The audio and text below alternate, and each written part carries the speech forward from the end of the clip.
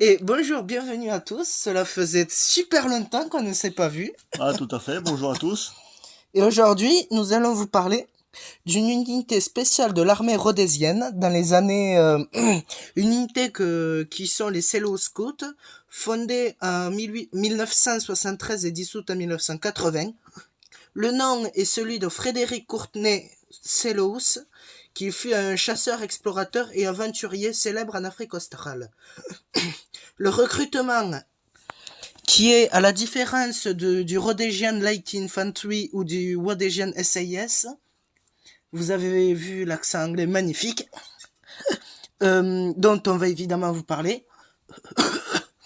Les Cello Scouts sont une unité à forte composante africaine, et d'ailleurs les premiers officiers africains de la Rhodesian Army sortent des rangs des scouts.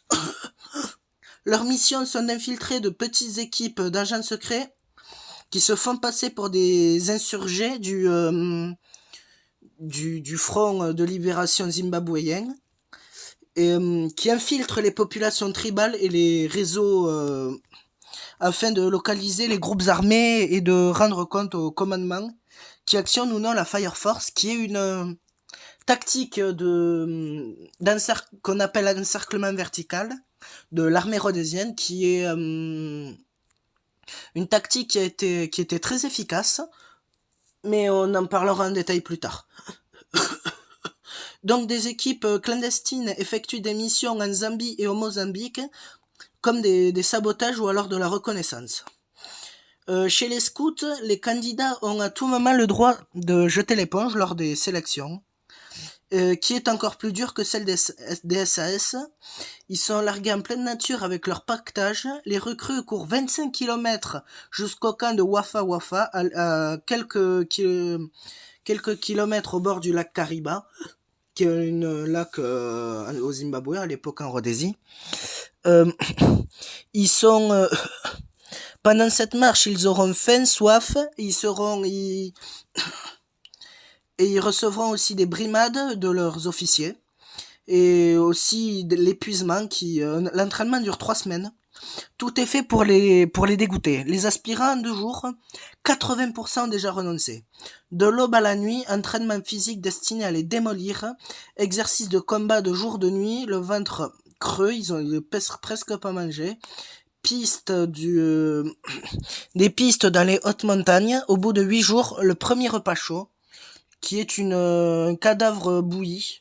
La dernière épreuve est une marche de 100 km avec un sac chargé de 30 kg, de pierres peintes numérotées qu'il n'est pas question de jeter en route et de remplacer juste avant l'arrivée. À la fin de la sélection, une course de 2h30 où on annonce aux survivants qu'il y a une nouvelle épreuve. C'est là où généralement qu'il y a les derniers abandons. Et donc les derniers sont félicités par les instructeurs et les officiers qui entourent une table garnie de nourriture et de boissons, et une semaine de permission est accordée aux recrues. Pendant la dernière phase, baptisée la Dark Phase, la phase ténébreuse, l'instruction est dispensée dans un camp secret où les aspirants et les officiers vivent la vie quotidienne des insurgés. On leur enseigne à agir et à parler comme eux. Le but est d'intégrer les stagiaires à des pseudo-bandes terroristes plus vraies que nature, qui emploient des insurgés retournés juste après leur capture et compromis de telle manière que les doubles ou le triple jeu soient hors de question. Étudié en Rhodésie depuis le tout début de la contre-insurrection, le procédé qui a fait ses preuves au Kenya pendant la guerre des Momo ne fait pas l'unanimité des états-majors, mais le souci d'efficacité finit par primer. La zone d'insertion d'une pseudo-bande est gelée, c'est-à-dire que les policiers et les soldats sont consignés au camp, dans leur caserne. Les scouts tentent d'endormir la méfiance des contacts de la structure politico-militaire des insurgés, qui appuient les bandes armées ou d'entrer en relation avec les bandes armées d'autres organisations par l'entremise d'autres tiers. Une fois mises en confiance, les bandes sont attirées dans une embuscade ou détruites par la Fire Force.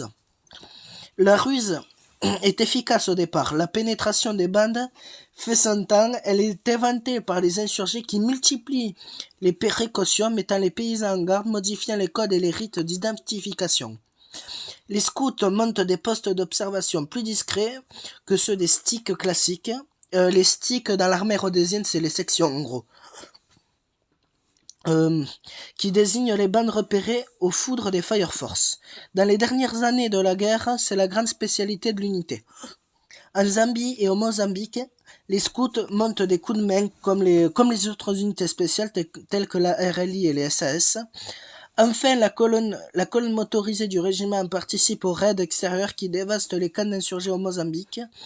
Très peu nombreux au début du conflit, les scouts sont plus de 1000 à la fin de la guerre. Hormis les noyaux durs qui sont devenus un régiment comme les autres,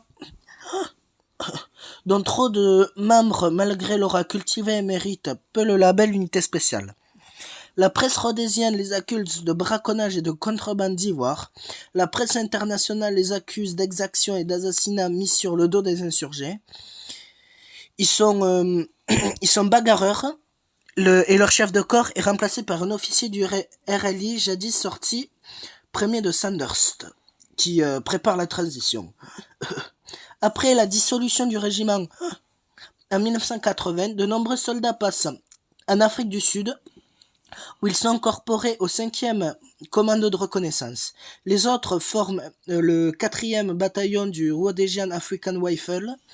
Le 30 septembre 1980, le 4e RAR devient le 1st Zimbabwe Parachutist Battalion.